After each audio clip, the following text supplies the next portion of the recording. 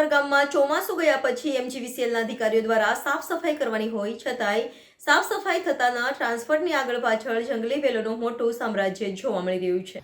ડભોઈ તાલુકાના 118 ગામમાં લગાવેલા એમજીવીસીએલના ટ્રાન્સફોર્મની આગળ પાછળ જંગલી વેલો અને અન્ય ઝાડ ઊંઘી ગયા છે, જેના કારણે શોર્ટ સર્કિટના બનાવ બની રહ્યા છે। શોર્ટ સર્કિટના કારણે કેટલાક ટીવી, ફ્રીજ, અન્ય સાધનો બળીને ખાખ થઈ જાય છે। ડભોઈ તાલુકામાં એમજીવીસીએલ દ્વારા ઠેક ઠેકાણે લગાવેલા ટ્રાન્સફરની આગળ પાછળ મોટા પાયે જંગલી વેલોનું સામ્રાજ્ય જોવા મળી રહ્યું છે, છતાં પણ એમજીવીસીએલના કર્મચારીઓ, અધિકારીઓ અને હેલ્પરો દ્વારા તેની સાફ સફાઈ કરવામાં આવતી નથી, જેના કારણે વારંવાર લાઇટ પુરવઠો ખોરવાતા હોવાના બનાવો બની રહ્યા છે, જેના કારણે વોલ્ટેજ વધી જાય છે, ઓછા થાય છે અને જેના કારણે ગ્રામજનોને નુકસાન વેઠવાનો વારો આવી રહ્યો છે।